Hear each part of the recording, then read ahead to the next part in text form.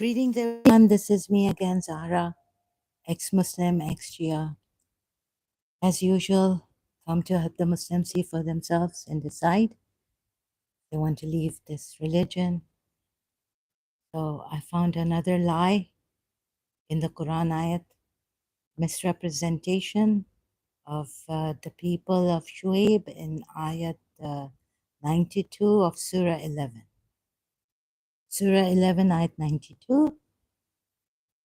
So this is what Allah says. He said, "O my people, is my family more respected for power by you than Allah? But you put him behind your backs. Indeed, my Lord is encompassing of what you do." Right? And so Shuaib's family, not important, important for the disbelievers, but not for Shuaib has put it like this. Allah has brought, in this ayat. So let me see if I can say it properly.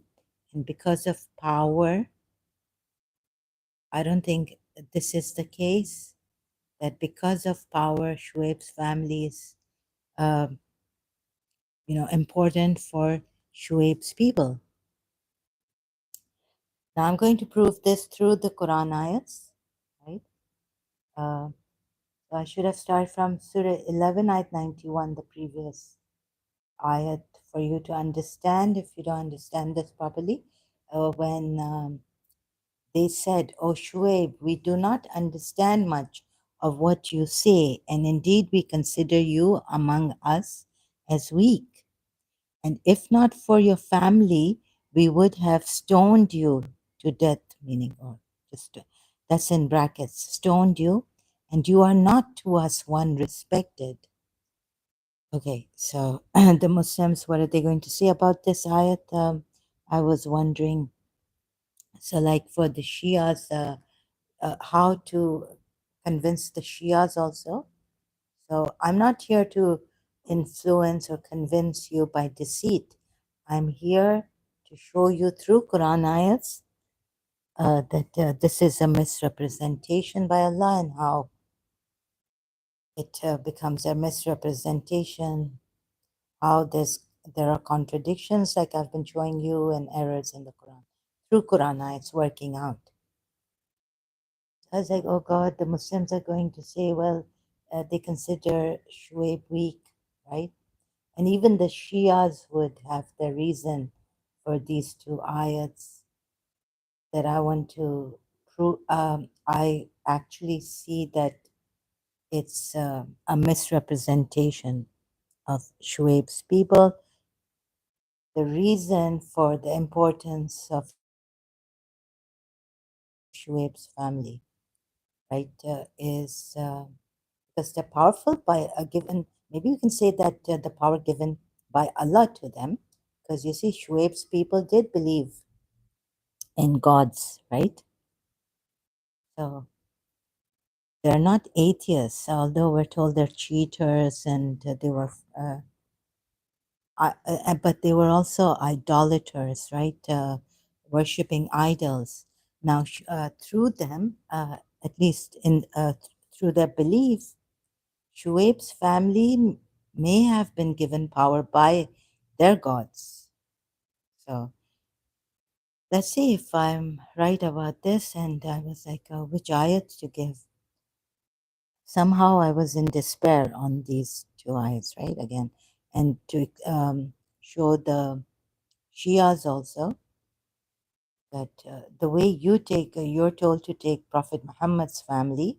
So because they say Shuaib is weak, the Muslims would, give me this. And his family is powerful, right? And so why is Prophet Muhammad's family important? So seeing from both sides, Shia, Sunni, and Quran only, and helping you all. So please bear with me as I go on showing you on this, how the misrepresentation has happened.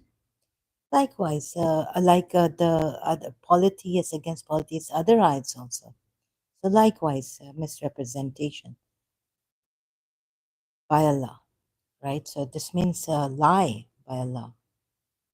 Okay, now on Surah 11, ayat 91, let me show you something when here the footnote or no, the tafsir of this ayat. Is it?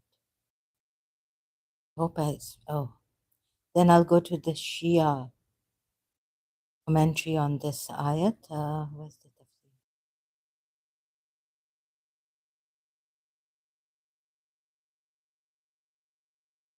Oh, I can't find it. Maybe here. Oh, also, Surah 90, Surah Hud, ayat 91, right? 91, then 92, yeah. So this is it. So you see, when you are under this prejudice effect, what happens to you? So why did Shuaib's people find it difficult to understand Shuaib, right? So the tafsir by whom is it? By Sayyid Abul Ala Maududi, tafsir on Surah 11, ayat 91. So when Shuaib's people stated that they did not understand much of what Shuaib said, they did not say so because Shuaib spoke in some foreign language or because he talked in an ambiguous or complicated manner. On the contrary, Shuaib's teaching was quite clear and simple and was conveyed to his people in a language they fully understood, their own. The difficulty in understanding Shuaib's teaching arose from the fact that his people had become simply too perverse to grasp it. One cases. It is always the case that when some people become fully seized by their prejudice, are overpowered by their lusts, or begin to move vehemently in one particular intellectual direction, they hardly have the patience to give ear to any idea which is different from their own.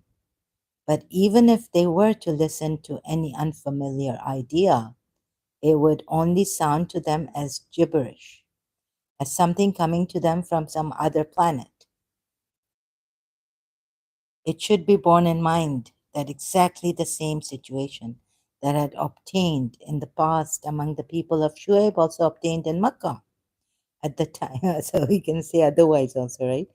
Because the Prophet Muhammad wouldn't listen to the polytheist side, let them explain, and it went on. We can see in the Quran ayats, one-sided, prejudice, one God, all these prophets saying in the Quran ayats given to us, worship one God and no one else, and one saying, obey me.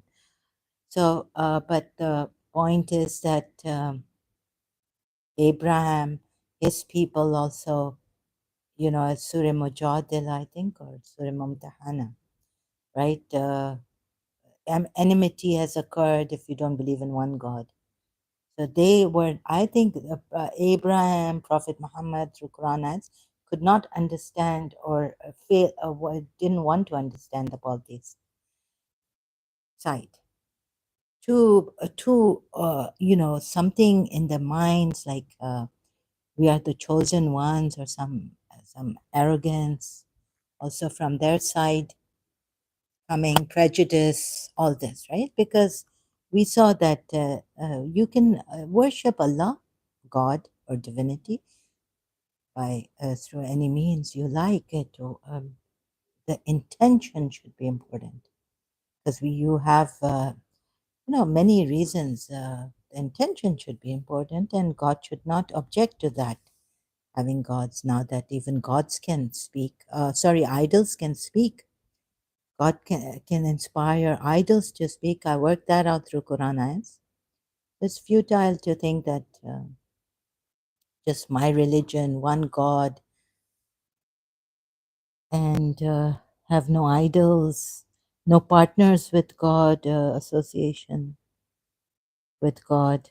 When we saw there's association with God in the through Quran ayats, and whatnot, right? Against the polytheists and other religions, like even Jews and Christians. Misrepresentation of their religion too, right? In uh, some ways, like the Jews say Azra is the son of God, for example, and you don't find a Jew saying that. And the Trinity and monasticism. So all this, for example, like Hazrat Yahya practiced monasticism by staying away from women. He didn't marry. And they invented monasticism, that Quran ayat on that also, and they couldn't uh, abide by it properly. But Hazrat Yahya did, John the Baptist, as Christians call him, did.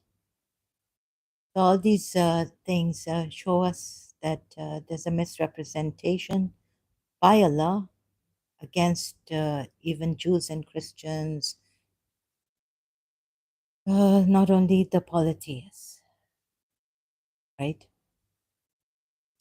And then if you are prejudiced, oh my God, and then even a Shia coming here with his extreme prejudice, fear, and telling me things, trying to cancel and discredit and say things to me. So trying his best against me.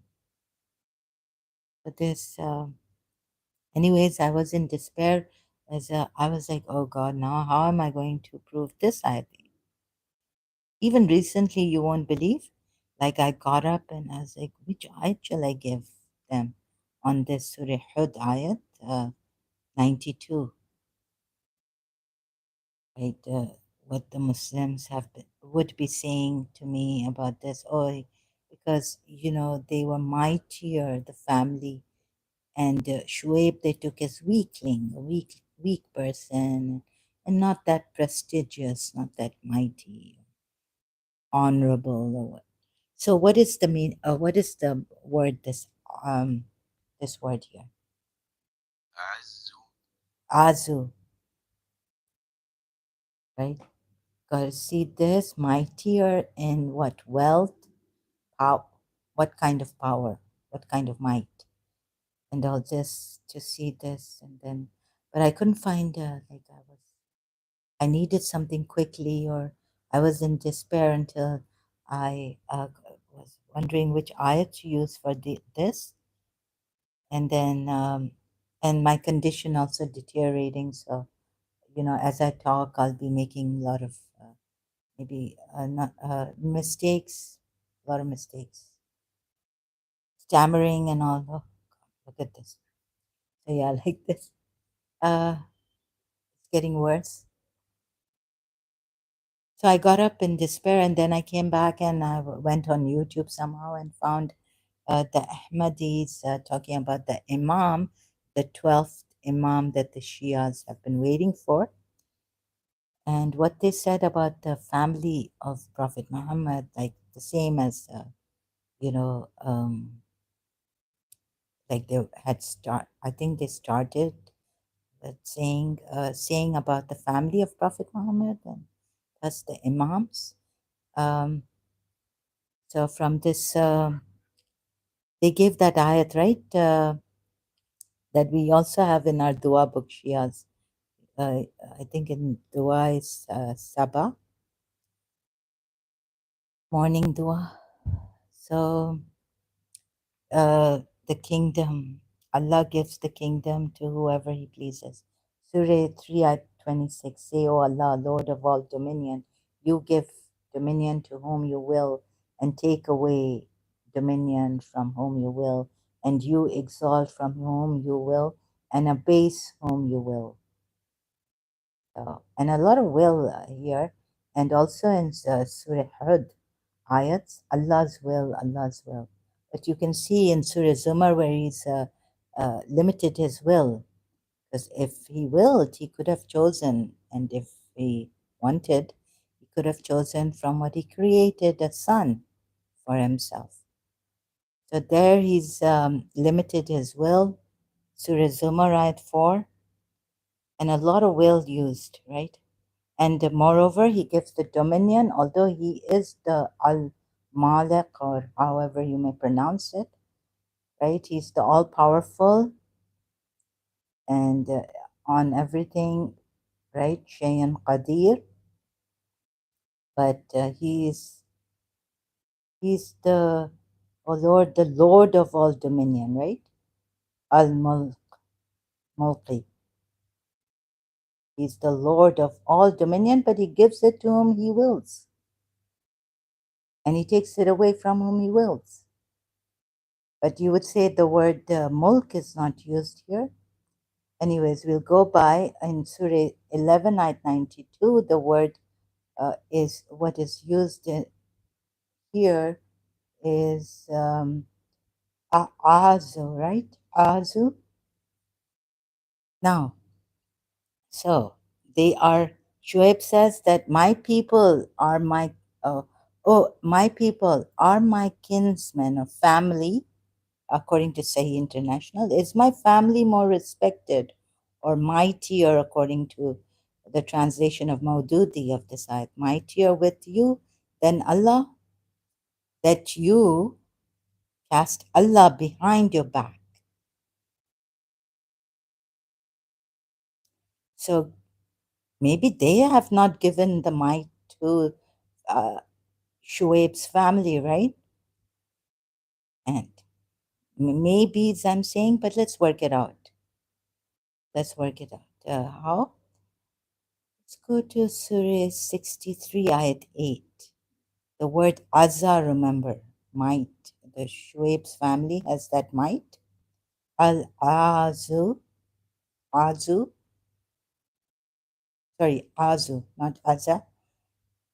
But so Surah 63 at 8, Allah states, they say, when we return to Medina, the honorable ones will drive out from it those who are abject, right? In truth, all honor belongs to Allah, right? And it should be a full stop here. Or, the hypocrites do not know. That's it, full stop. But all honor, not only the Lord of Mulki, he is in Surah 3, we saw, ayat 26. But now regarding the word in Surah 11, ayat 92, Azu, my people are my family mightier, or kinsmen mightier than with you, than Allah, that you, then Allah. So they can be with Allah mighty, like it's put, Allah has put in Surah 63 at 8, and to his messenger, and to the believers. What? To the believers? All honor. So from Al-Azu comes Al-Aizatu. Al-Aizatu.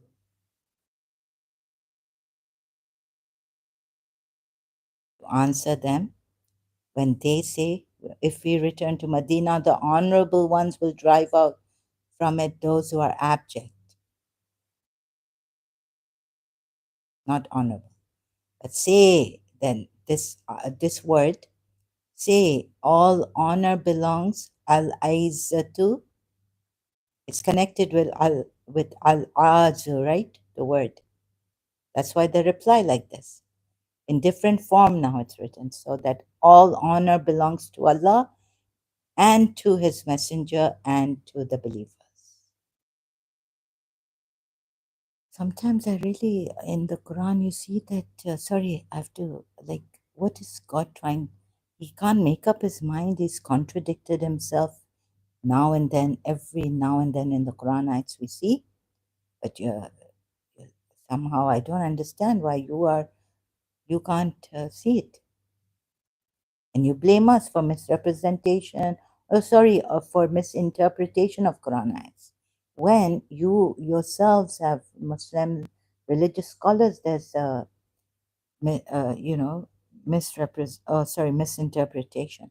The different ways of interpreting the Quran ayats I've shown you that, you've seen that. Your own religious scholars do it, Shia, Sunni. There's a difference in the interpretation of Surah 3. One example, there are many examples on the wudu also, right? Washing before praying. I'm sorry, a different interpretation by Sunni and, Shia on that ayat. So, but you come here to blame only us, ex-Muslims. How far you go? Like, if you're like Saklan Heather, God, us, right? Oh, Sunni Shias united. Since when? Not even in the, you think I don't know? So, and this Daimur team and all this nonsense, people, nonsense. Terrible extremists or blind, prejudiced, and lying. They have no fear. Look at this, terrible. Sorry, it's unacceptable. Then you see, then all Izzat belongs to, so might. Sometimes Allah puts might, like in, yeah, so English translation of this ayat, say international respect for power, mulki or kingdom or, but the word, I have to see what exact word he has used.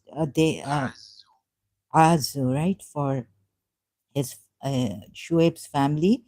Shuaib's people take Shuaib's family as a mighty. Okay. Now, sometimes it's honor, sometimes it's might also, in like in Surah Yasin ayat, Almighty. So this word is used in different forms in the Quran ayat too, right? Arabic word, Aizu, Aizu, Aizu. Indeed, you are from among the messengers, sorry if I, on a straight path. This is a revelation of the exalted in might, the Al-Aziz, the merciful, Al-Rahim, right? So this, the Azu comes from this word, or this word comes from that, same, written in different forms. Sometimes meaning honor, sometimes they put honor, the most honorable, or the exalt, okay, might, they've put might here. All three of them have put might, Sahi International, Maududi, and Yusuf. So it is from this, right? Same word used in different forms. I hope by now you get it. So now Surah Munafiqun, ayat 8, Allah has put that all might belongs to not only to Allah, but to the for His messenger and for the believer. How has Allah put it? Look at this. Can you believe this? The more honorable from it, the more humble. But for Allah is honor. Al-Izzatu. Yeah, I pronounced it properly. Okay, I'm getting it, getting the knack of Arabic now. Thanks to Quran.com. But for Allah is the honor or might, and for His messenger. So there could be, there, I mean, there could, sorry. So Allah is saying here what? That with Allah is the messenger and the believers to whom belong honor, right? Might.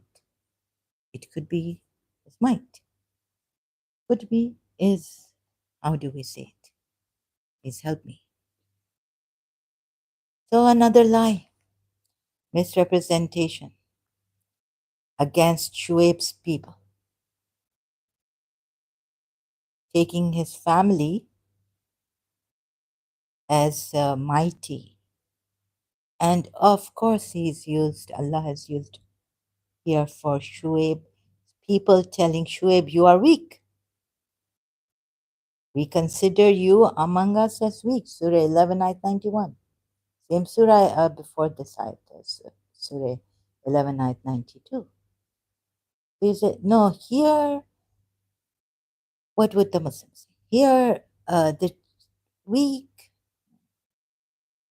weak, because this word is used weak, and this Arabic word mean that he's weak, he's not mighty, perhaps with arms and ammunition, or with power, money, and authority they've just earned on their own. And Shuaib is weak, weak.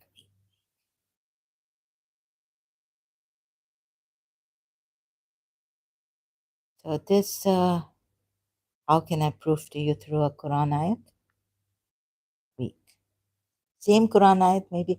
Oh, I forgot to see weak. What's the word used here? Sorry. And you cast Allah behind. They were polytheists, they were idol worshippers. They said, oh, Shuaib, much of what you say. Whoops. Sorry, it jumps up to the ayat I'd opened it in. On.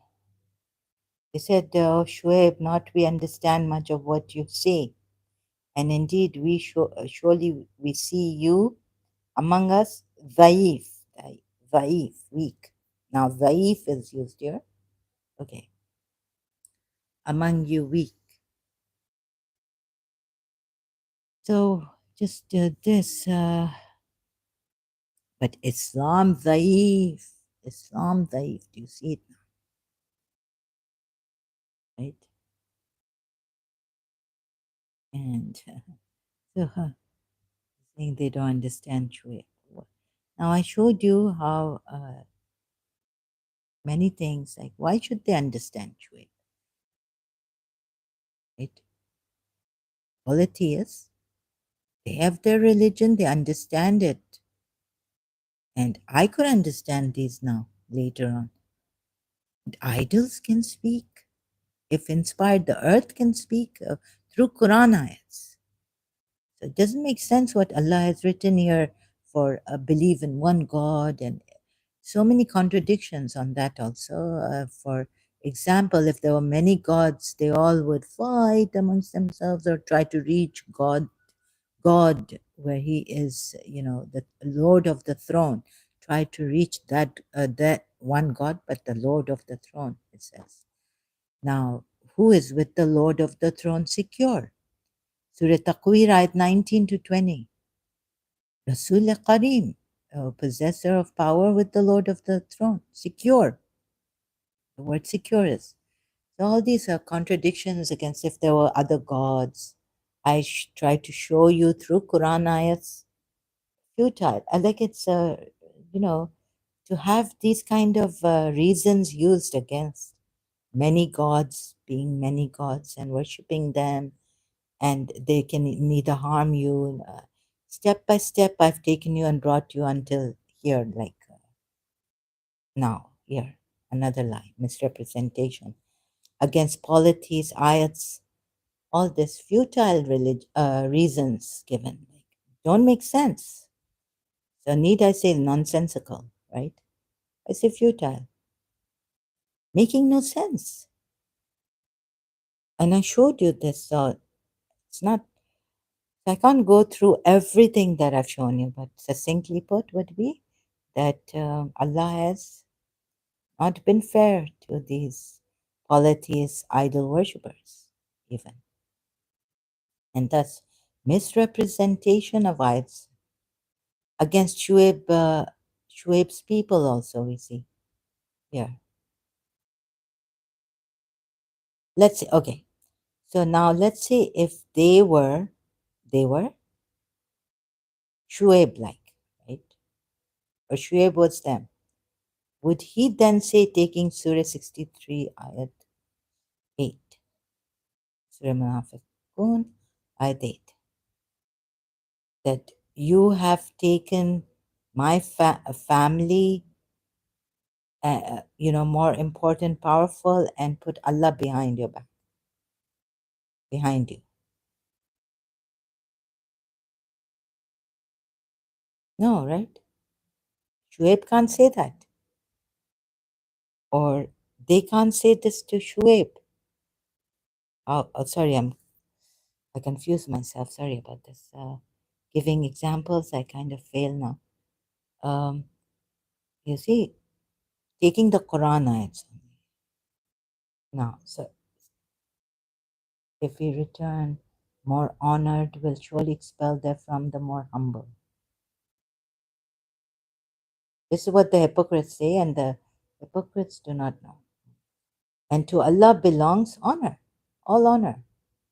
And if Allah had stopped here, great. We could have said, oh, then that in that ayat, Allah has not misrepresented Shuaib's people for taking, because of Shuaib's family, they did not stone him.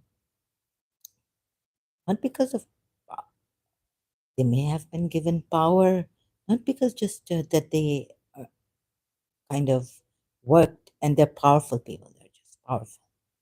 And that's why the people are scared. Oh, I still don't know how to put it properly. Oh my God, I'm so finding every time finding an ayat. Sorry, I get so overwhelmed and I then have problem expressing myself and articulating here. Also, due to this reason, I have problems articulating myself properly, putting it properly. Now you see, like I was wondering, what exactly made me say that Christian Prince is better than this or that one, or he's at least got this integrity and all that. Now, as the thing came in my mind after I did the live stream and mentioned properly exactly, now it's gone. Now it's all like confusion. I said, oh, I should have said it like this about Christian Prince. He's better in this, right? Giving the proper words also to. Oh, so I have problems on this. Now I forgot it. So even if I prepare for this, I'll forget. I can't trust myself. But at least see this from Quran, it's very easy. I just don't know how to explain to you. This is my problem. If we return to Al Madinah, okay, and to Allah belongs honor, and to His Messenger, and to believers. This is important, right? But the hypocrites do not know. Now, who are the hypocrites? Shuaib. Shuaib is the hypocrite.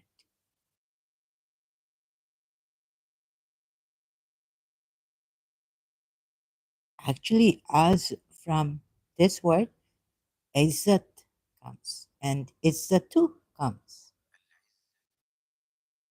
So, are you going to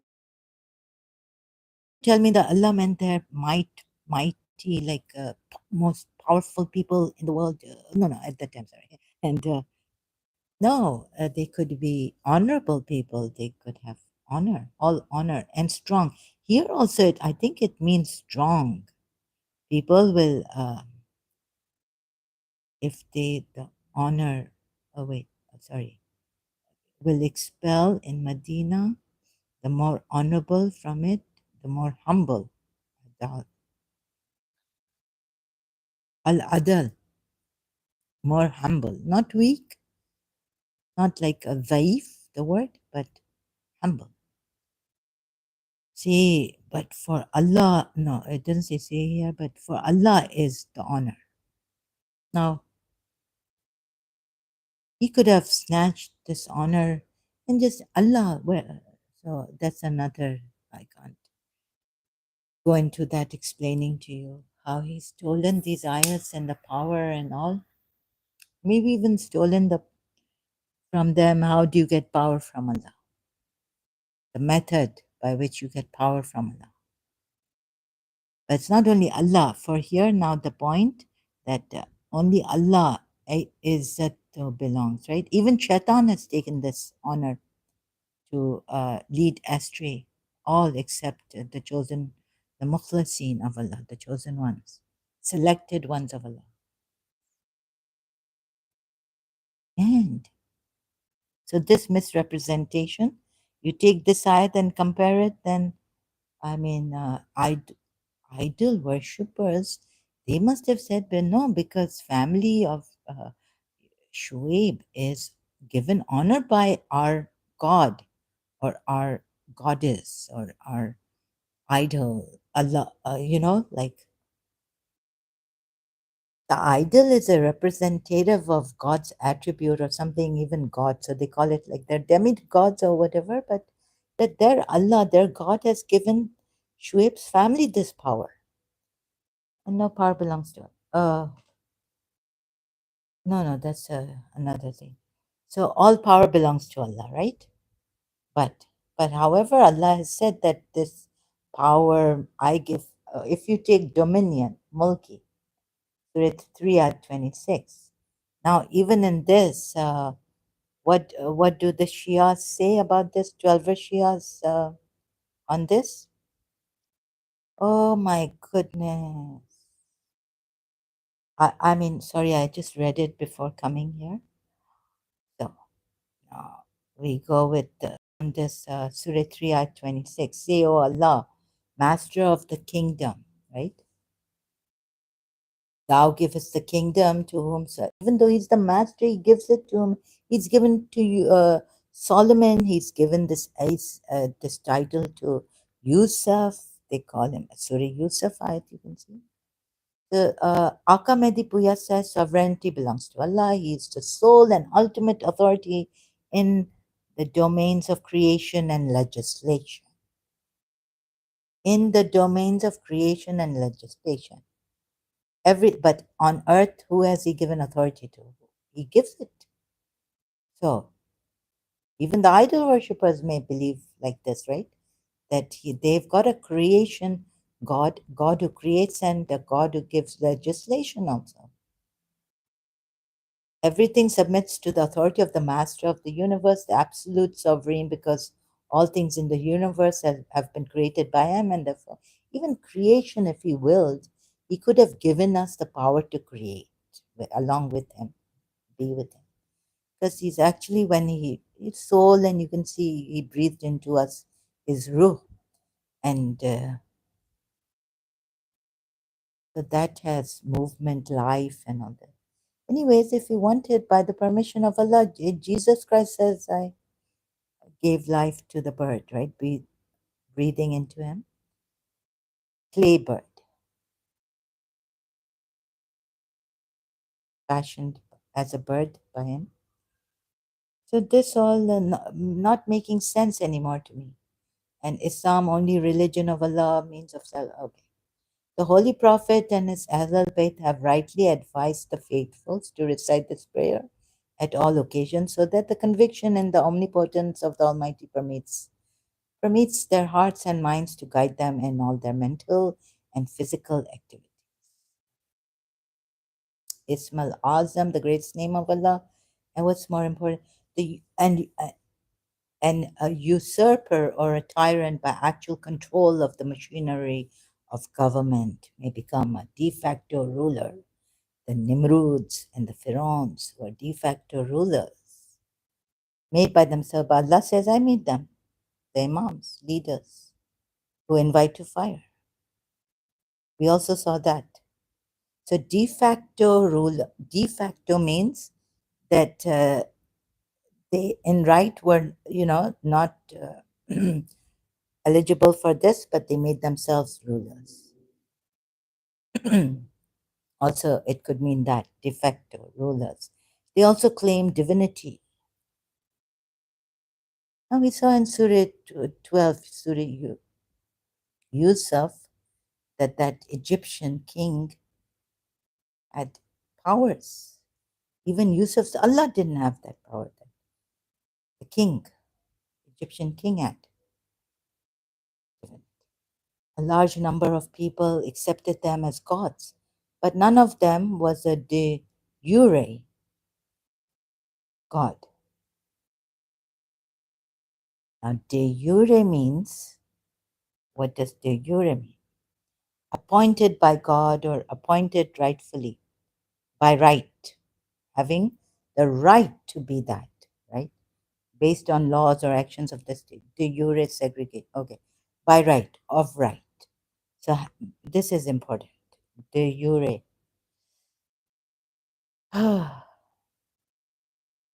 None of them had that, but oh, again we come to that. For Bibi Zainab, so Yazid bin Muawiyah, the de facto ruler, argued with the Ahlul Bayt by quoting this verse that he was also the de jure authority. No, but Bibi Zainab bint Ali proved his deceitful claim false by showing the inherent weakness in the theory of fatalism.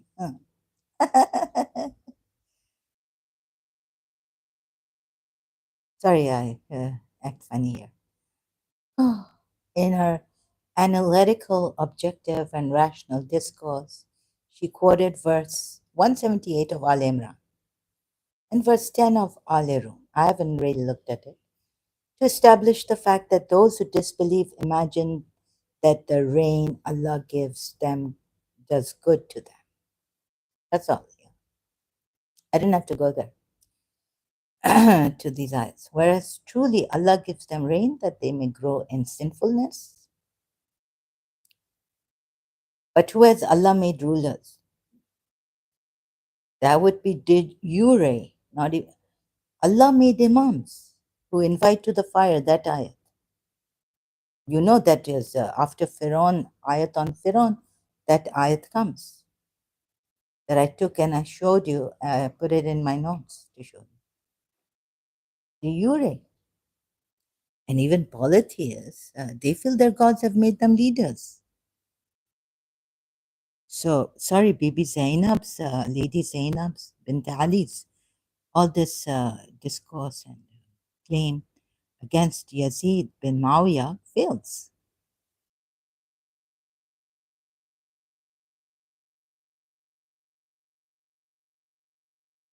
The maintenance of Masjid al-Haram, giving water to the Hajis, pilgrims, polytheists.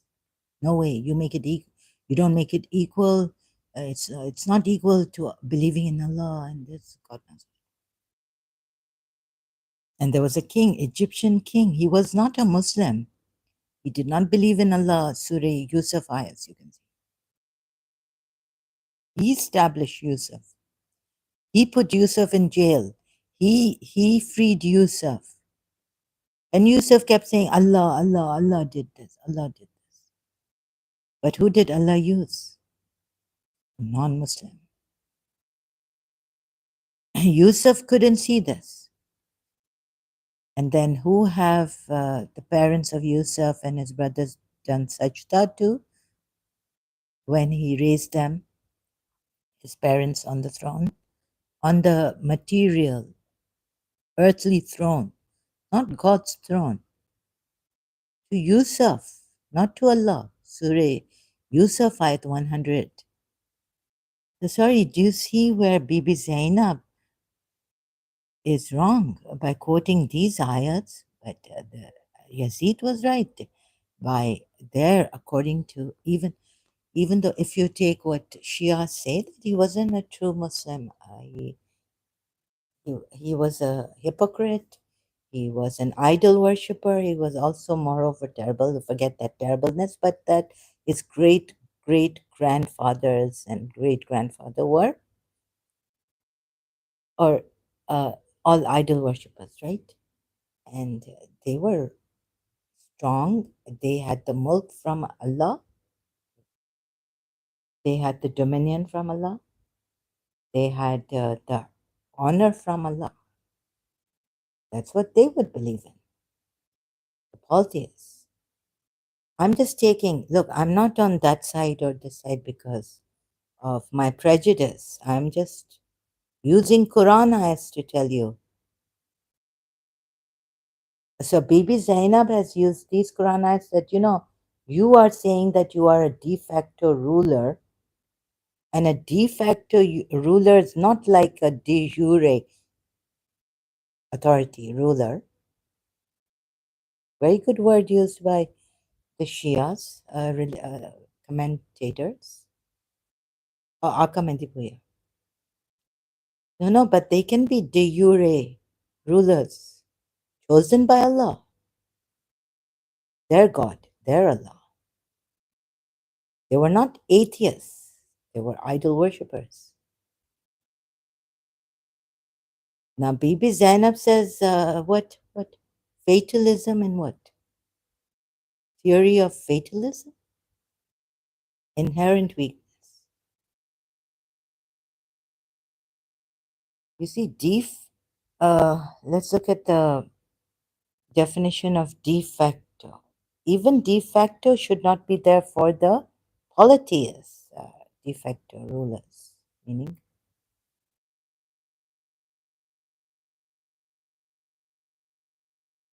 in fact, whether by right or not, right? In fact, whether by right or not, de facto, then ruler, whether the ruler is not by right given that status or position. He just makes himself the ruler, not by right. Whether by right, even by right or by not. But de jure is definitely by right, right? Ruler, by right. So the polytheist side, they can be rulers and they can say Allah, our God, or whoever they believe in made us. Like the Egyptian king in Surah 12. And God gave Solomon also kingdom. Solomon prayed, right? So another ayat comes in. But this ayat finishes shows you the misrepresentation of Allah against the people of Shuaib, saying that putting his family above Shuaib and saying, if it wasn't for your family, we would have stoned you. Maybe in good, knowing the family and all this, also that. But I can't say like that, maybe knowing. I have to be sure with the Quranites, going with the Quranites. Not on my own, my opinion. Doesn't count here. Because they say Shuaib is weak. Muslims would say, okay. Now let's go, to the other ayat, right? Surah Sad ayat, Surah 38, ayat 39. Solomon prayed. We said, this is our gift. So grant or withhold without account.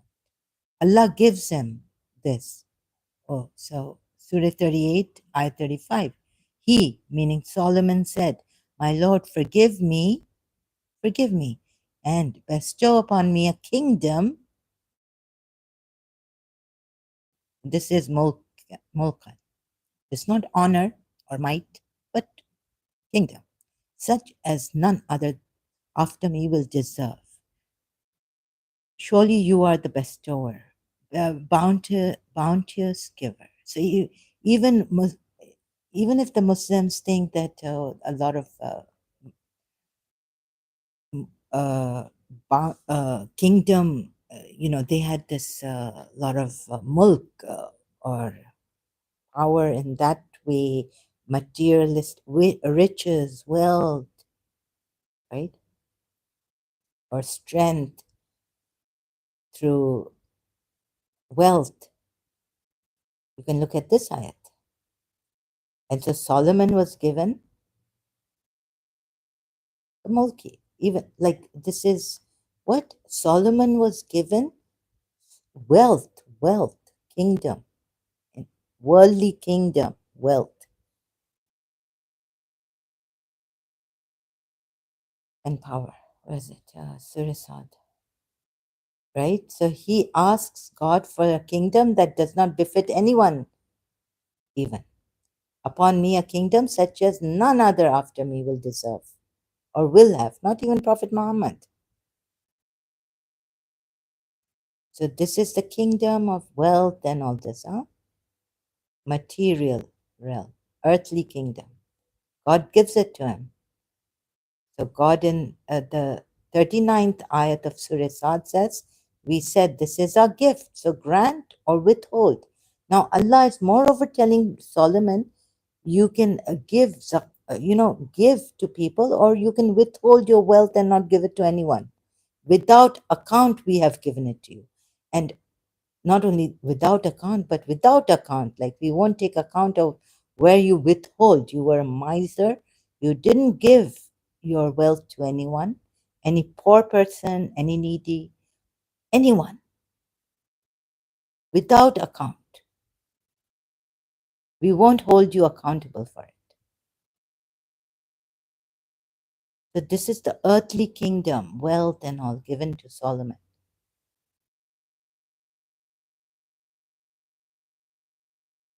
So connecting it to Surah Hud ayat 92, wrong. Shuaib is wrong on this also. If they had riches, wealthy, powerful, prestigious people, so what? Allah gives it here to Solomon without, and he can withhold it. Like, yeah, the Shia, the Sunnis, zakat, zakat, and why, on that also, why the Shias not give zakat and gives khums? So, like sadaqah, zakat, giving to the poor. He's become a king, earthly king, Solomon. Also that, although the wind and spiritual king also, but earthly also, material wise. So can you blame the idol worshippers of Shuaib's time, people? If it wasn't because of your family, now Shuaib says, Allah puts it this way. They are saying, if not for your family, we would have stoned you. No. Before this, we consider you among us as weak. Okay. So because of this, we would say that the family was strong and Shuaib was weak, right? Against this word, weak. Dhaif. If not for your family. Surah 11, I think. Dhaif.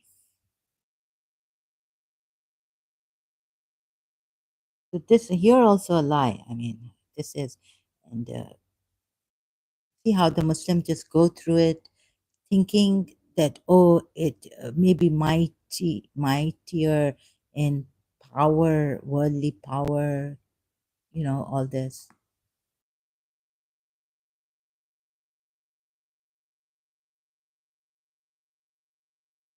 See how it's made you think like that, this ayat. And then you see the other ayats where, of course, they can have these, the prophets, the messengers of Allah, the chosen ones of Allah.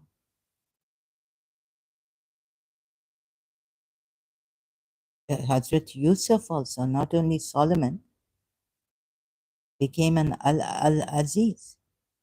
So where was I going? Surah 11, ayat 91.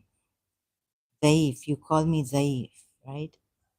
So this would make you think, oh, they're mighty in power without even, uh, but they were idol worshippers, without even God, their God, having chosen them as mighty, giving them strength. They said, oh, Shuaib, not we understand much of what you say. And indeed, we surely see you among us as Zaif, yeah, weak.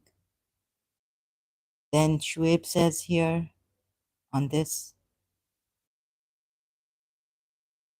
the reply to them, 92 ayat, on you, then Allah. So he said, oh, my people, is my family mightier on you than Allah? No. They don't have to think that way or take his family mightier than Allah. They could be with Allah mighty. Like in Surah Munafiqun, ayat 8. Allah, his messenger, and the believers are Al Izzatu. right? But for Allah is the al-izzatu and wa li rasulihi and wal mu'minina, believers. It's the izzat, not only Allah. So see how the ayat, Surah 11, ayat 92 is misrepresented by Allah Himself.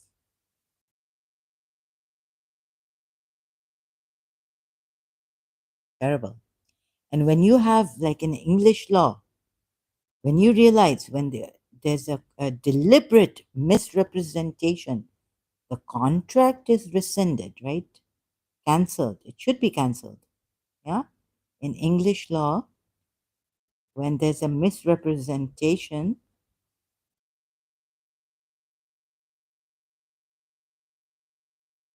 English law.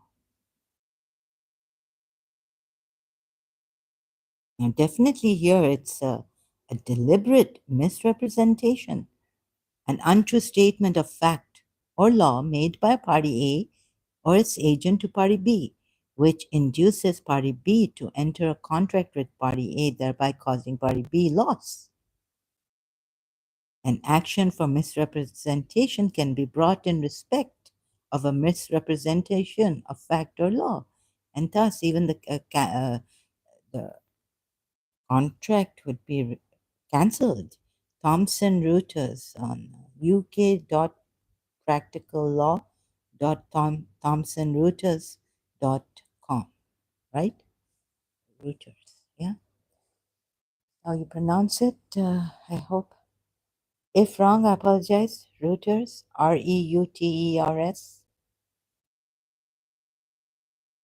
Now, the Jews, think about it, when they realized all these things, the misrepresentation in the recitation, right? Moreover, on this, then, they did not leave because they were hypocrites or, they stayed as hypocrites. Maybe they couldn't even leave, but, they wanted to leave, but they couldn't leave. Perhaps they would be unleavened. And they're called hypocrites, and Yazid is called a hypocrite. Polytheists also couldn't leave, right? After having joined in the beginning. So he ran to Medina, Yathrib from Makkah. They couldn't leave. Maybe they would be, yeah, like in Surah 33 at 60 to 61, massacred, complete massacre. Their hearts have diseased. They can't believe in this. But they still remain hypocrites, those in whose hearts is a disease, and the rumor mongers. Moreover, this has happened through, see what nonsense has happened, what crimes, what things have happened, even at the time of Prophet Muhammad against the Jews, polytheists. This, these ayats, who was Shuaib now? In the Bible also, see. Some say Shuaib was the father-in-law of Moses, but not sure. Midian, he was from the people, he was from Midian, right? So this, the Jews realized he's not a true prophet. Many such ayats can tell you, right? Even forget Jews. I mean, normal people can now see. Muslims should see, but if you have your prejudice, then I can't tell. Like the Makkans, and they are blamed for having when you're so brainwashed. On this Surah Hud, when the people of Shuaib said, we don't understand to Shuaib, We don't understand what you are saying to us. And so you blame them for being prejudiced.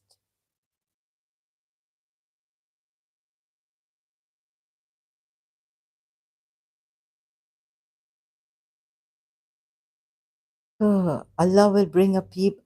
Oh, you believe, whoever from among you turns back from his religion, Allah will bring a people whom He will love and they will love Him, humble towards the believers, turn towards disbelief. What about this ayat? Does it have freedom for the disbelievers to turn away from their religion? This Islam, at least here. Surah Maidah 54. Turn towards the disbelievers. You see one Shia coming here lying, forget the sternness, but at least now the sternness here. Maybe another Shia will come and be very stern with me.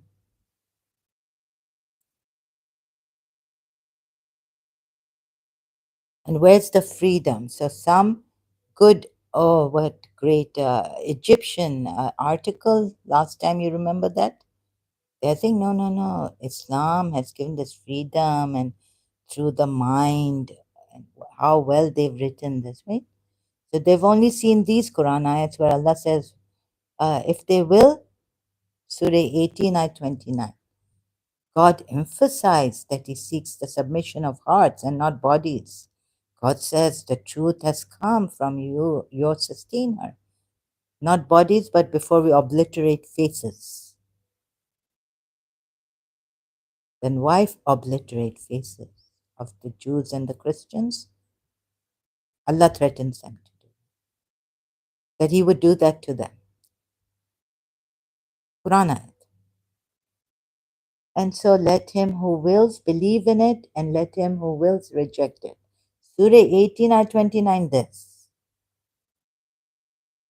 And so some of you Muslims will come here saying, let them do this third when God granted human beings the right to choose. This automatically led to bearing the accountability of their choice, right? So, how well put. So some of you think, oh, Islam is so great. Look, Allah has given us the right to choose. This instills or gives us that sense of accountability that I have chosen by my own free will. And this right is not given to the Jews and the Christians in that surah ayat. Surah 4, ayat 40, which one? 47, sorry, excuse me. Taken away. So, shouldn't you be disillusioned? From these three elements which compose the concept of freedom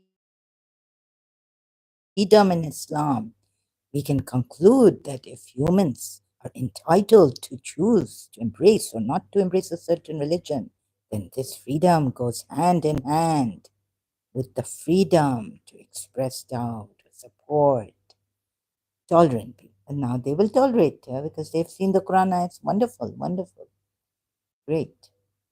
Upholding religion requires a commitment. Upholding, see how well, freedom of speech, freedom of religion. Upholding religion requires a commitment to critically examine. Yeah, see, when I had doubts about my religion, so that's why I had to go and critically examine my Quran ayats, my my Quran, the Quran ayats, and affirm its authority to ultimately judge, not blindly follow its veracity or falsity. Isn't this highly laudable, appreciated, valuable? That then when you get it on your own, every ayat, every this, examining it closely, then no one can shake you from nothing. Then when no doubts, you've exhausted all doubts and all, you've taken the responsibility on yourself to do this. Oh wow, amazing, amazing, right? But that's not given in the Quran, in other ayats. Other ayats show us. I tell you, do your own research. I'm giving you this in detail. It doesn't mean that you just take it, gulp it. No, no, no. But helping you here, and then you do your own research on my live streams too, whether I'm right or wrong. Double check, triple check. If you have the time, please do that. If you don't have the time, please don't come here and tell us we're lying. Since you haven't bothered to take the time to really look at what I'm giving you here, and then saying, even then, don't follow me blindly. Question.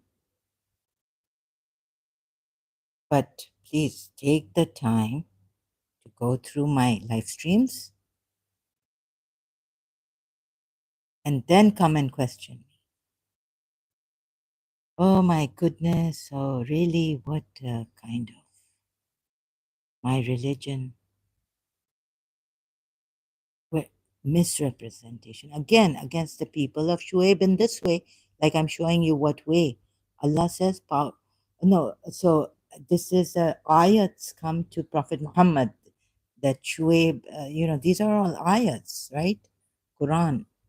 So they said, oh Shuaib, we do not understand much.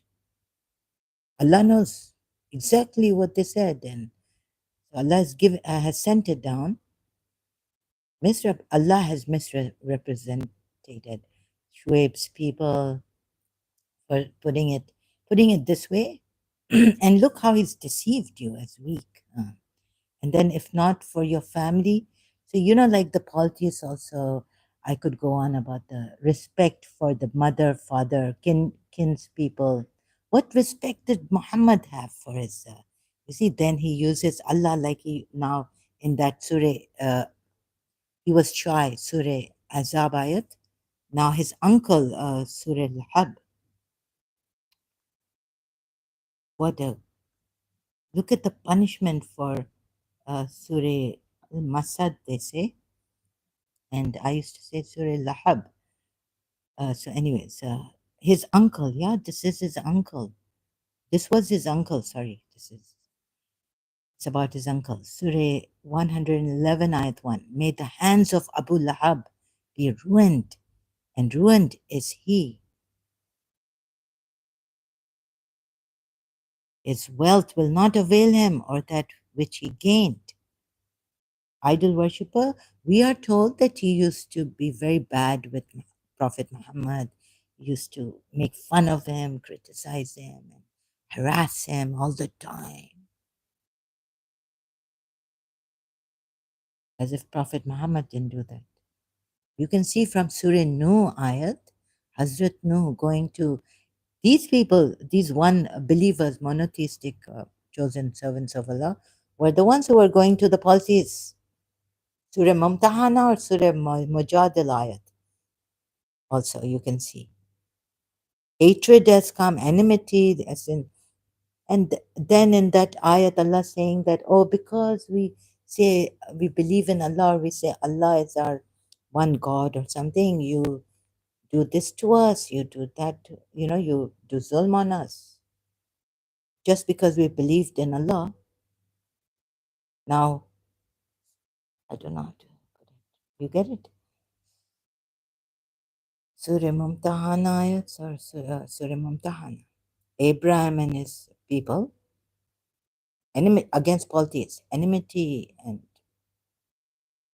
since you don't believe in our one God, since you are polytheists and idol worshippers, enmity and hatred.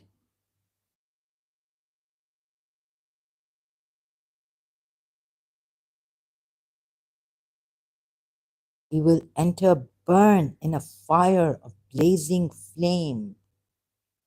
Lahab, Surah Lahab, that's right, his name. And his name was, no, his name was father of, they gave him, maybe. And his wife also, the carrier of firewood. Poor wife. fuel. Around her neck is a rope of fiber.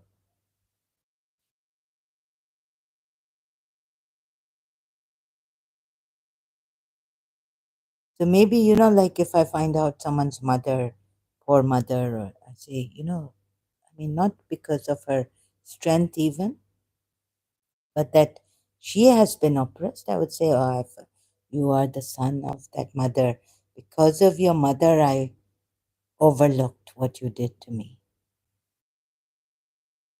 I feel sorry for your mother, great lady or oppressed or what, right? Like that. Please.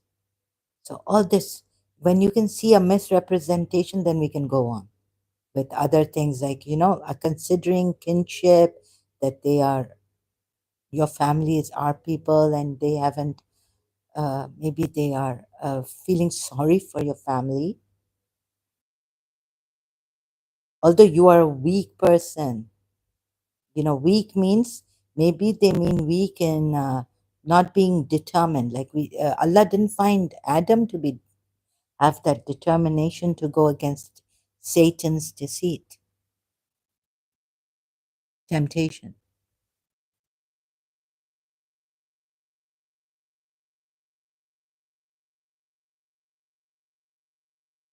No.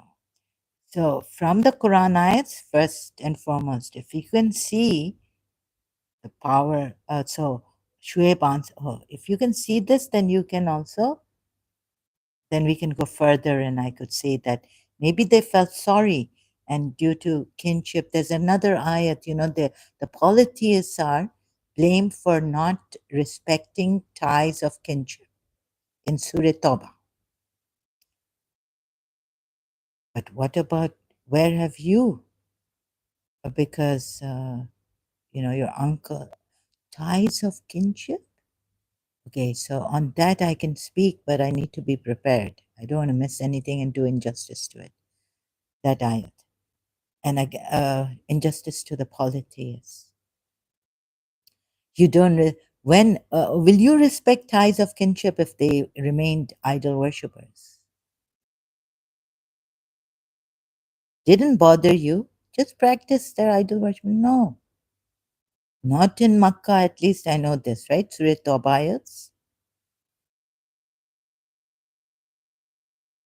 No. Surah Mujadila, ayat 22? If your father is a disbeliever, you're not supposed to have affection for them, not like take them as allies and maybe then help them. They'll say, oh, help us. But here, look at Surah Mujadila ayat. It says that do not show affection even to your father, brother, and be stern with the disbelievers. But disbelievers can be near of kinship, can be your family members. You will not find a people who believe in Allah and the day, the last, loving. You waduna. Okay, loving those who oppose Allah. You can't love them. And moreover, taking that ayat, you see? So even if they are their fathers or their sons or their brothers or their kindred, where are you respecting ties? Tell me.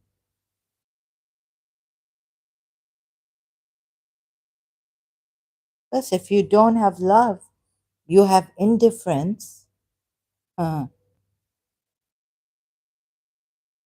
affection. Some put affection, but wadud means loving,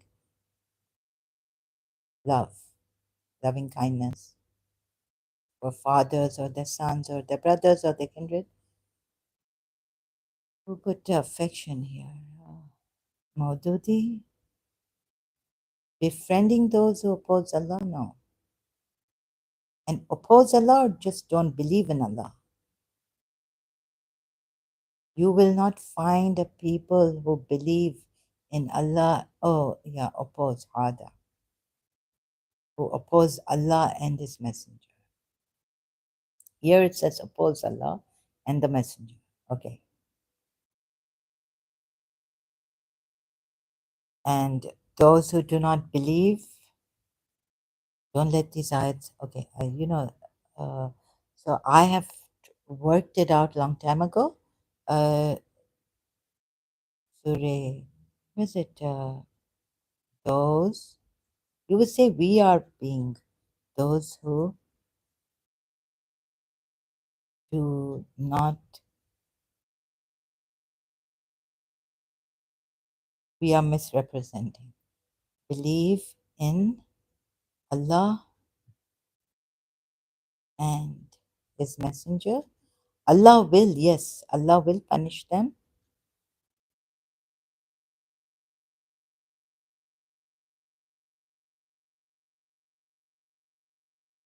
So then, wouldn't fight those who do not believe in Allah and the last day? What happens to those? Surah Fatah, or I've forgotten. Is it in Surah Fatah? Not only fight them, yeah, and those nearby. You see, I worked it out. Now I cannot show you because I'm not on this topic, but a little bit. Surah Fatah, right? But now, if we don't believe in it, we're opposing it, right? Opposition can be have a wide connotation. Or you may say, okay, let's see. I'm going to go deep into this. Again, I'm going to come on this. Surah Fat or Surah Muhammad.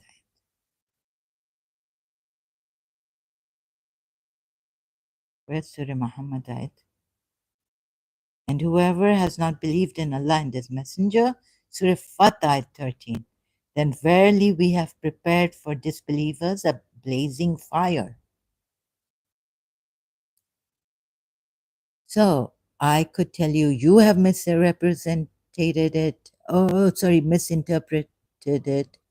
But the thing, and you would say, I have misinterpreted by taking some ayats from there and saying, oh, she's misinterpreted Surah Mujadila, ayat 22. No, no, you're supposed to be good with your mother, good with your father. Don't be indifferent, right? But just through, before, like, how, okay, have you worked it out only through Quran ayats, or you've gone to your imams, commentaries, your religious scholars, and all this? And maybe if you worked it out only through Quran ayats, even there are contradictions then.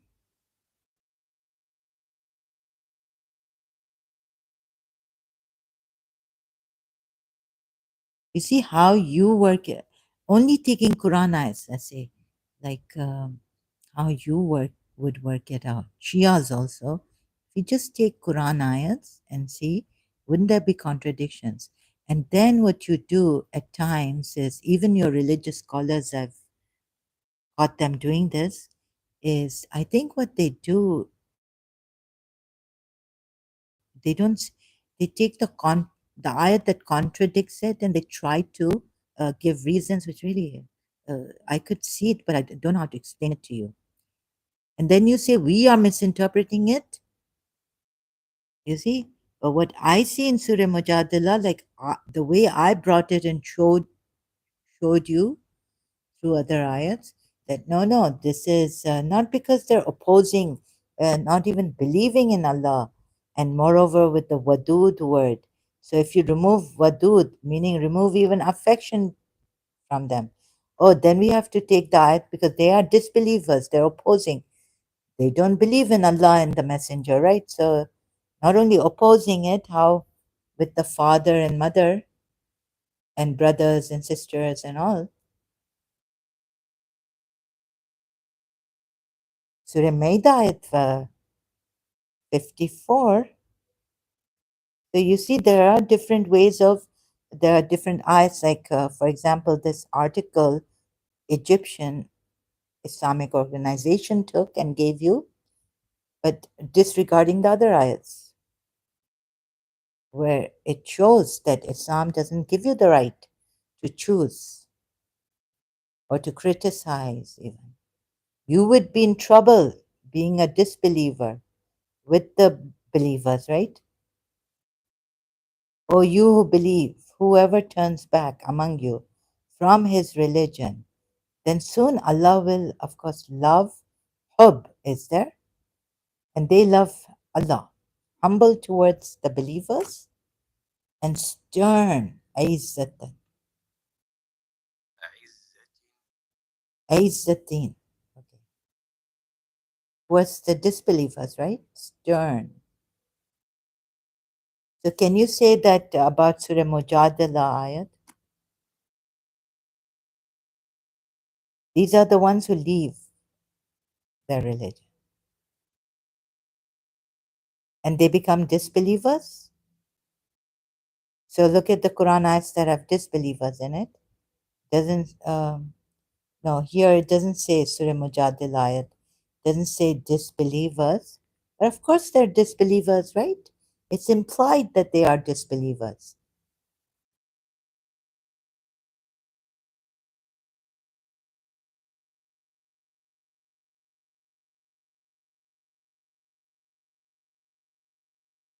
And which ayat are you going to give me to say that, oh, with the okay, don't like, no, but you can't love them, right? They are opposing Allah and His Messenger. Could this mean they are disbelievers who don't even believe in Allah and the Messenger? Oh, until these disbelievers don't oppose Allah and His Messenger. No. But it is quite that they are disbelievers. So they are opposing Allah and His Messenger silently.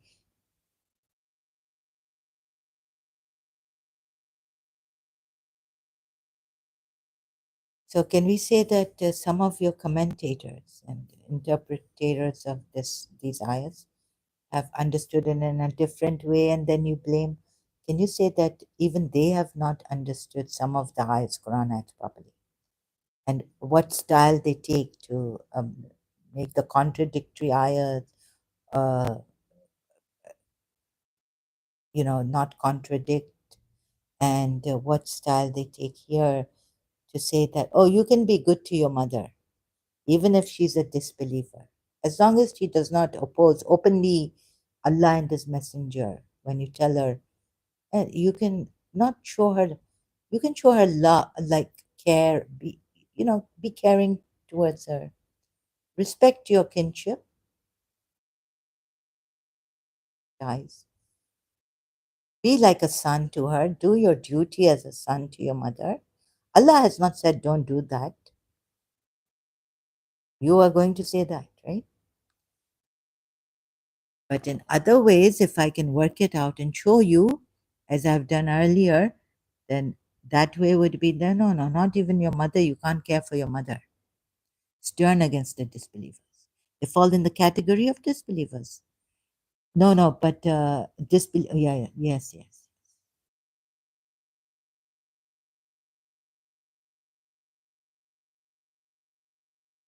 So this some ayats, you see, it just, I don't know how to put it. You may take some ayats and you say no this, but I'll show you another ayat and say this. So Allah has done a great work, right? Sorry, sarcastically meaning not clear. So even you are not right, and maybe if you tell me I'm not right, okay, I'm also. Why am I, under this circumstance, or why am I disregarding this ayat? But then I'll tell you, there are contradictions, and your way of fitting the ayats together to not contradict is wrong. Like I've seen you doing in the very easy. Some one thing is coming in mind. This thing, this ayat, sorry, Surah Tahrim ayat 1 and Surah Anbiya ayat 27. You take all that, God knows where you come from, your commentator, sorry, the tafsir, even taken from imams, Shias, 12 Shias, it doesn't fit. Very simple, easy contradiction. But how you make it, how? that no, it Surah Tahrim ayat doesn't contradict Surah Anbiya ayat 27. Very easy. Huh? Through your tafsir even you cannot make these two ayats fit. Prophet Muhammad's act, Surah Tahrim, ayat 1.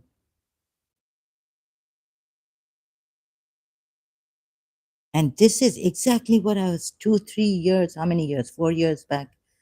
I was searching for a direct ayat that they are supposed to follow the command of Allah, not against the command of Allah and the revelation. That means if before Allah speaks, they do not speak. And I couldn't find that ayat that now I found it. And in some things I could be wrong earlier on in my previous live stream.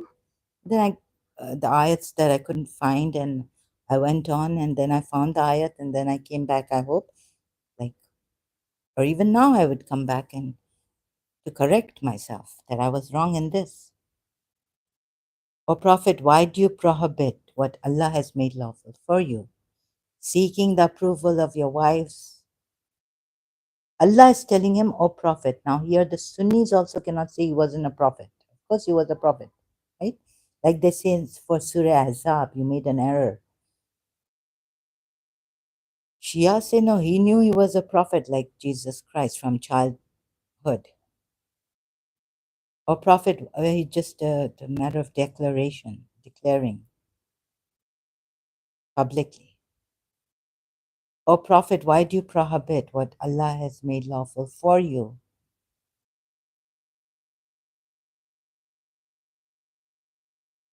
And moreover, seeking the approval of your wives, Mardat. And there's someone, yeah, that's that who, makes what he to please Allah.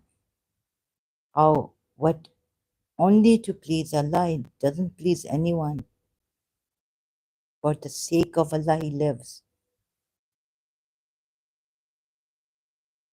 For the pleasure of Allah, only he does things. Now, why is he going to please his wives when they're annoying him or whatever they're doing here? Why do you prohibit or profit what Allah has made lawful for you? Huh?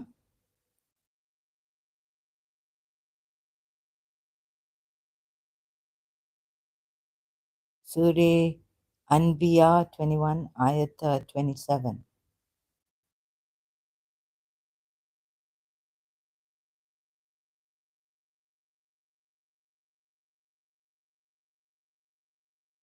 The prophets, the messengers, the honored servants of Allah, they cannot, this is regarding them. Surah 21, Ayat 27. They cannot precede him in word. Meaning, when Allah sends His word, then they go on the word. They go on the words of Allah, right? They're going on the words of Allah, and they act by His command. Prophet Muhammad has not acted against his wives by the command of Allah, and he's gone before Allah's word. He's told his wives that he's taken an oath, he's harammed, he's forbidden for himself or prohibited what Allah has made lawful for him, seeking to please his wives. So much is at stake. Recently, I was listening to this lady, a recorded interview on Zafar Heretic, ex-Muslim. I couldn't, but I couldn't take it. Maybe because I don't know. I have it's my body's too frail or something. It's now too much for me. So I had to pause and go and here and there and doing. It was very difficult. So this Miss Summer lady, and then in Saudi Arabia, and these poor women, wives, They're not even taught skills. And oh, so this terrible, terrible. So much is at stake. And what's happening in Pakistan in the university? Sorry, with these if you go to these Islamic universities, ooh, they tell the women, you talk to me, for this many minutes. We will, when you take your exam, you don't have to study anything. You just leave the paper blank, and we'll pass you, give you good marks. Good marks. Leave your paper. So this lady, Miss Summer, I think Saman or Summer, I think Summer, she didn't listen to the Molvi, the religious scholar, and she got a low grade. So Zafar heretic, lot is at stake. Zafar heretic. Oh, I would. What is this going on? But of course, the Muslims will say this is not in Islam. That what our religious scholars are doing. It's okay. Here it is. I found it on my other device. EP 163 Story and Arab Experience of Ex-Muslim Miss Summer. Streamed 1 day ago.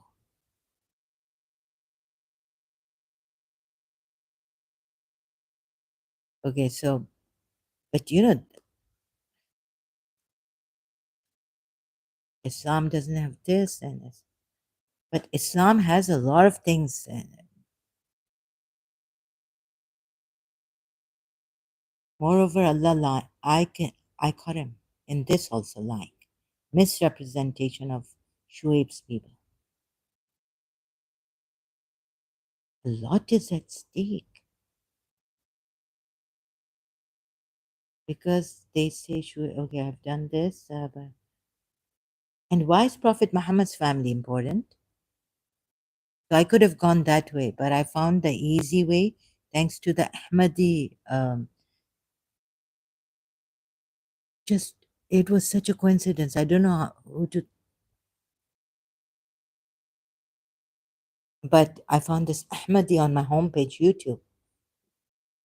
How can I um, just be despairing? Like how would I? Because I'm in so much pain since yesterday, even more, and it's very difficult. It's like dead. It's like they have given. I'm dead. I'm more than half dead. Very painful. So if I listen to something now, and I can't believe how I did this for so many years, I've been doing this, neglecting my health, my environment. So I survived. Anyhow, so what was the end come? But now I feel like I can't take it anymore. I can't. So youngsters, those new ones, even the old people who are strong, please make videos, live streams, use your channel now that you are ex-Muslims coming up and you're doing this. I know many are doing this without me saying. So those coming here and you've got it. I hope one day it wouldn't be dangerous for you to carry on. Do this, start doing this, right? We said this is our gifts, a grant or withhold, without account. Surah 11, ayat 119. Now what is? Except for those on whom your Lord has mercy, and it is for this. Now, in Surah Hud, I found what I found in Surah 21, Anbiya ayat 72. Again, He's made them for what He's created or made them. Son. So look at this now. His chosen servants, Surah 11, ayat 190. Except for those on whom your Lord has mercy, and it is for this. that he has created them. Modudis has created. But I think the word is ja from made, the Arabic word, right? And the word of your Lord was fulfilled. Indeed, I will fill the hell with men and jinn altogether. There- Halak. No. Maududi is right in this. I may be thinking of another ayat. Not that he has made them. Maybe I was thinking of Surah 21, ayat 72.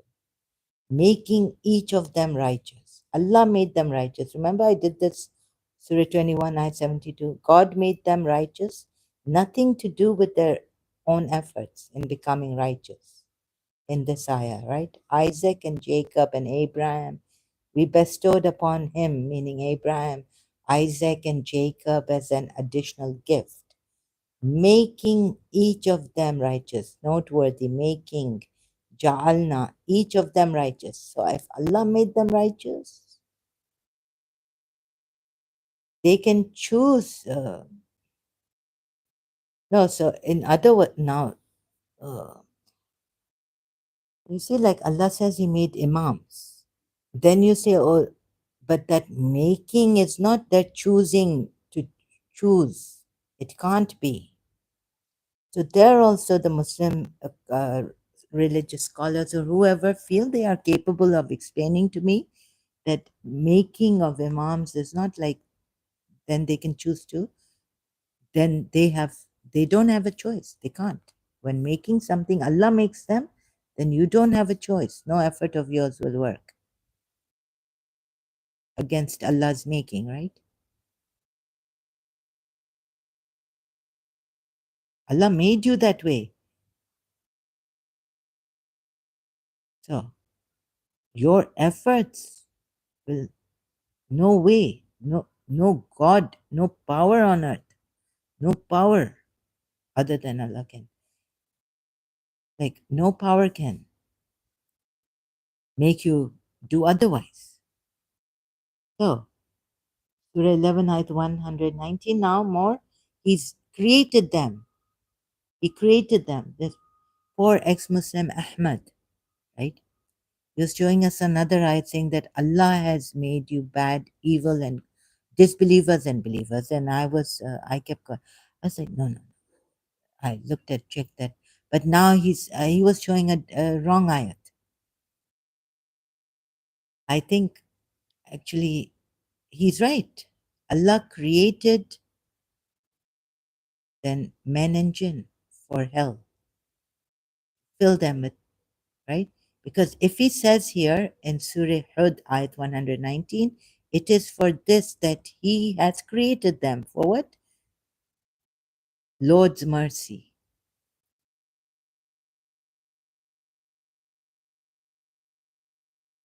Without Lord's mercy, where would you, even Lord would not, where would Allah be without inscribing mercy on himself? So he created them for this mercy. Of course, it's implied. It doesn't say directly that he created men and jinn for hell here, but then work this ayat out, Surah 11, ayat 119. If he can create them for his mercy, like Musa, I chose you for, and for myself, my nafs, and the chosen servants of Allah. But he actually created them. There in that ayat says, chosen servants of Allah, uh, uh, hope for Allah's mercy, right? They've chosen Allah's mercy. They themselves have chosen Allah's mercy because they've chosen Allah. So Allah has mercy on them. So they are safe from here. But now here he's saying that he created them for this. Do they have a choice? Created them for this.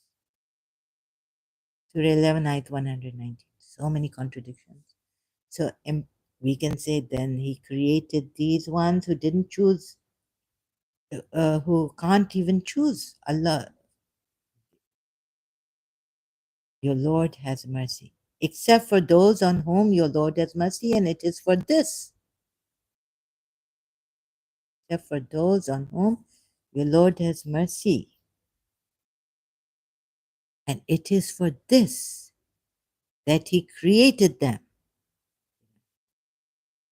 Could I be wrong? Okay, so the next live stream, I'll continue on Surah 11, Surah 11, ayat 190. Let me just make sure I haven't.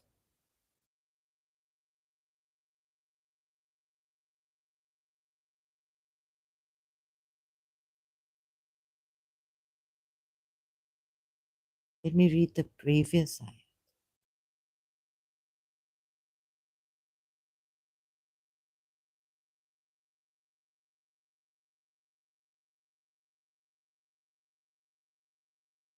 If thy Lord had so willed, he could have made mankind one people, but they will not cease to dispute,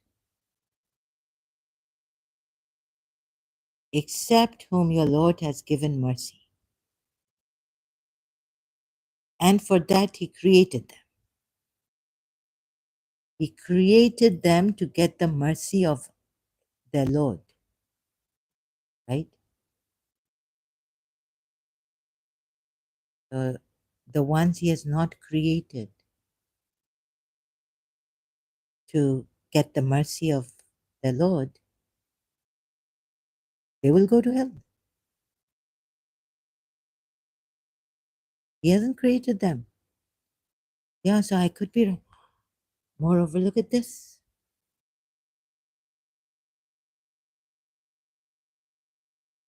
Nor would thy Lord be the one to destroy communities. So you can choose them then. Oh, except but these people, these like Jesus Christ, messengers of Allah, prophets, they are created for the mercy of the Lord to give it to you. So what credit do they get? What ajr risalat, ajr? Why should you even give thanks to them? Allah has created them for this.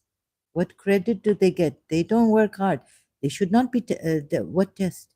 We are supposed to give tests and all this.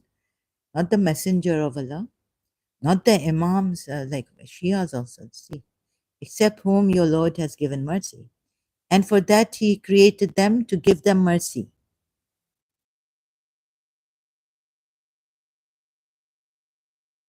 And he's created us to get the mercy from whom he created for the mercy, for his mercy. What injustice! It could not have been unjust if the ayats were telling us something like you know that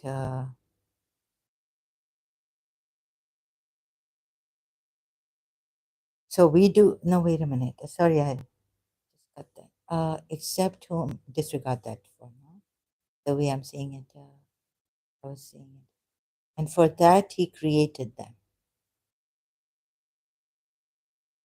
He khalaqt. Here it's not even chosen, he created them. And will be fulfilled the word of your Lord. Surely I will fill hell with jinn and men altogether. So for the mercy of your Lord, he created them. And these poor people, men and jinn, he did not create them for his mercy. He did not create them for his mercy. Can you blame them for going into, like, ending up in hell, doing bad things without the mercy of Allah? What can you do? Even the Lord cannot forgive you. Allah, as the Lord, cannot forgive you since he inscribed mercy on himself. That ayat. In ignorance, if you do wrong, so let alone these people, poor people who are not created for the mercy of Allah. You get it? So I'll come in other ways. Right now, I hope it's so much injustice, misrepresentation. So through Quran ayats, at least for this, I haven't been quite eloquent today. Tired. So I have a slight headache also. They said, "Oh, Shoaib, we do not understand much of what you say." I wonder if you do, Muslims, you do not understand much of what I'm showing you here because of your deep seat brainwashing. Then I've had enough. I've had it. Then I'm gone, case. So until maybe the veils, you see, conditioning, like Jiddu Krishnamurti sat with this. Sorry, can you see this? Can you see this? Can you? Let's go together. Take veils. Let's.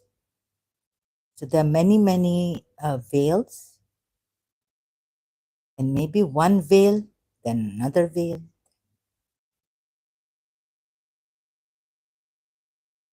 Uh, with some of the Muslims, it might take more time of mine here to remove that veil of prejudice, of fear, of whatnot, your veils, right?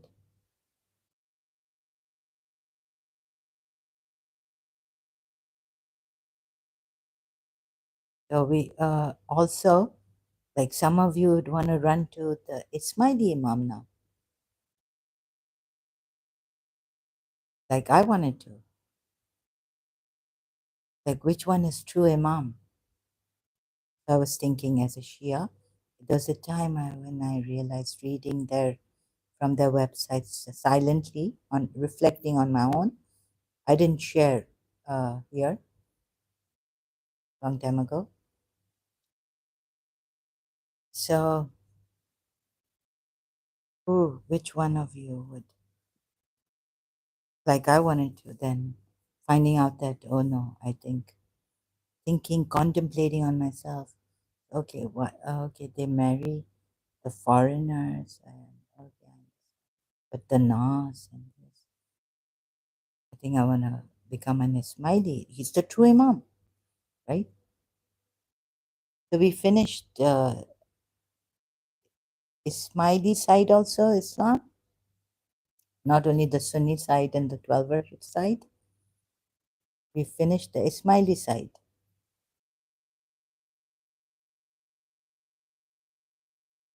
In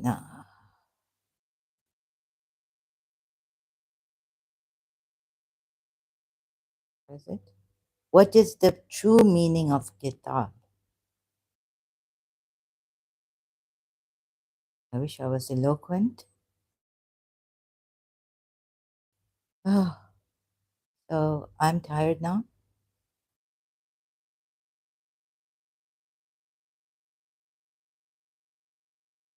You see, Allah was, so we finished Ismaili, telling you that Allah should have been consistent with the meaning of kitab so there wouldn't be any confusion.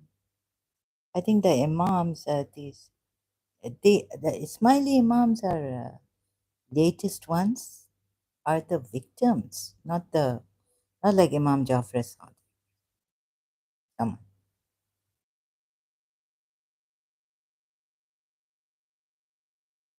on. This, whoever it is, this has given them some power. They will go on believing, but at least this one, this God, this Allah, has done some good by softening them to Surah Nur, right? Making them, believe that, oh, it's so positive. No, positively seeing Islam and giving the freedom and not, so this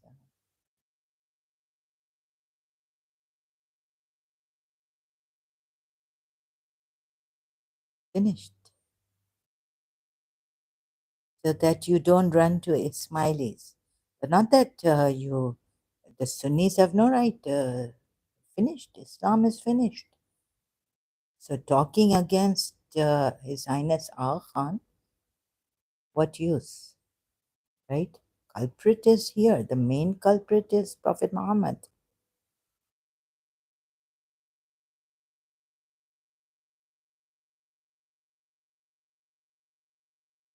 Now, those are byproducts. And the latest Imams, Ismailis, they somehow God has this cunning, terrible, has softened.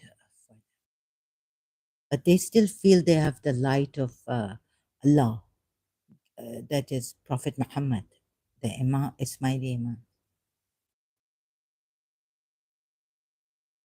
See, this finished. Idols can speak, proof from Quran only. Excuse me. And the reason why the changes take place in the Quran and what effect it has, and the reason how you've been deceived. First and foremost, the Quran wasn't even the kitab, it wasn't in a written form, so they said decreed. How many of you Muslims think the way Ismailis seeing the history? So there are two sides of the history, or how many sides of the history, Islamic history?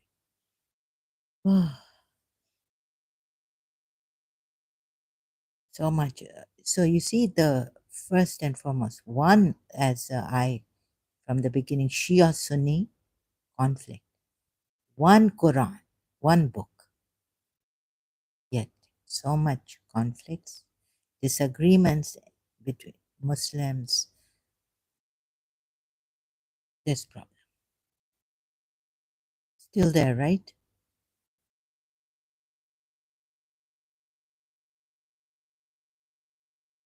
So many sides. One book, one Allah, one prophet last now, you see.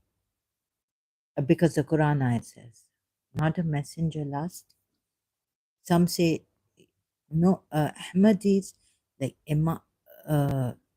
they say that, what do the Ahmadis say? Ahmad Mirza was the messenger of Allah. Ahmadis would say, sorry if I haven't said this properly, just last prophet, seal of prophets. They say the seal of prophet, they can take it, oh, I don't know. You know, like some Muslims, even the seal of prophet may not mean the last. The way the Quran ayat is, the word is used. I have to go to Quran.com. 40, ayat 40. Does it say the last of the prophets or the seal of prophet? And does it say the last of the messenger of Allah? It says the seal of prophets, right? This also may, and some Muslims say it doesn't mean. Like, I think, I'm not sure. Maybe the Ahmadis?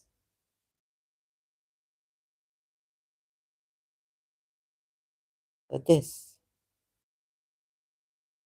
so many problems in this religion. And for many problems, and a lot is at stake. If you haven't, if Allah hasn't communicated to you in a uniform way, then what's the use? Prophet Muhammad, then take this hadith. There will be 73 sects and only one sect will go to heaven. The rest of you are going, Muslims are going to hell. Right? Valid that hadith, because can you not see so much disagreement? One book, ayats I mean, you would say, oh, they have misinterpreted this. So what is your way of not misinterpreting the ayat? Can you blame the Ahmadis for misinterpreting the ayat? Or the ex-Muslims for misinterpreting, or some other Muslim that you disagree with misinterpreting on the interpretation of the ayat?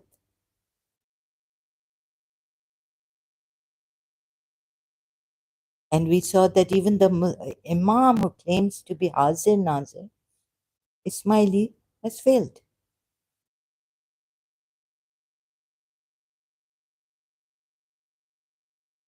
How I showed you from Kitab, Tawheed of Ali, Imam Ali, finished. Through Quran ayats. What is left now in Islam to hold on to? Fear? Or where shall we go after this? Mind will ask that question. Go to Muji Baba and see. What next? Now what shall we do? Right? Now what can we do?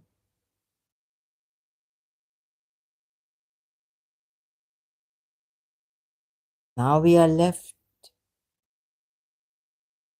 Just leave now. Just leave this Islam and be just being in uncertainty. It's not a disease, soul's disease. Shias also. Allama Rashid Turabi's majlis. Oh, on yaqeen. If you know Urdu, and if your Urdu is really good, then you can understand that fully, not just the gist of it. Allama Rashid Rabi's Majlis on Yaqeen, you can find on YouTube, only for Urdu speaking, Urdu knowing. Now we just are together in this uncertainty. So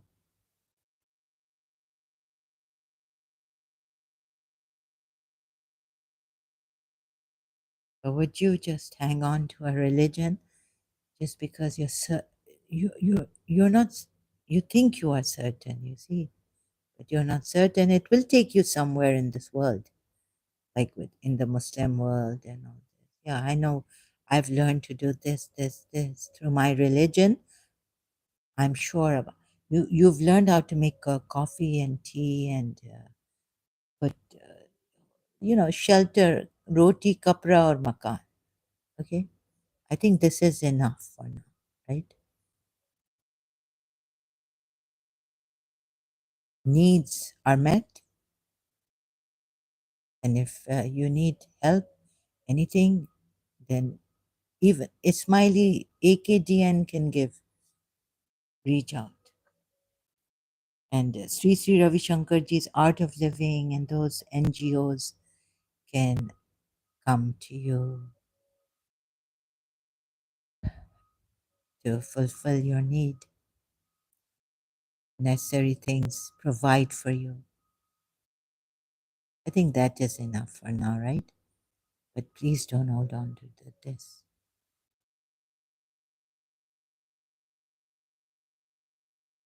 So I'm going now.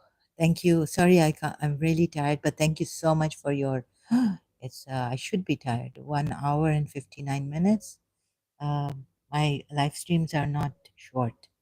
I apologize for that, and I can't make short videos. I'm sorry for that too. I apologize. Thank you so much. I will come back later. Thank you for your time and your um, really appreciated your time and being here watching this. And I wish you the best. But what is the best? Best. We'll see about that, right? What I wish you. So I shouldn't, but like I wish you the best, but I don't know what the best is, right? So, but anyways, I wish you the best. Blindly. But I'm sorry, I don't know what the best is. That what is the best, and we can define what is the best. I just feel I just hope that you feel in yourselves the best. Right? Feeling counts. There was a time when I thought, what are mere feelings? But feelings, I questioned my feelings when I was younger in college. I was, I hope this moment freezes and repeats itself. No boredom with my principal. So yeah, I question my feelings, but like, uh but if you feel like you've got heaven, it's wonderful. I hope this goes on forever and ever. What else? Outside, it kind of becomes very small, right? Not that important. If you're going in a rickshaw or your car, it doesn't become that important. So, what is most important is how you feel from inside. If you feel really good, then it doesn't matter if you're getting a rickshaw to drive in or a car or a bicycle. Because I've experienced it, so I can tell you this. Right? So the feeling inside is important, most important. Okay, if I didn't get my tea, I perhaps a priority, maybe, but bearing feeling is very important, most important. Then the necessity things, yeah, they are also very important. How much we can live without, we can't live without water and all this. That's true. That's also very important for us. And feelings are very important. So hope you get the necessary necessities and your necessary needs fulfilled. And so wishing you the best of feelings inside of yourself. Okay, thank you for your time and attention here much and wish you the best.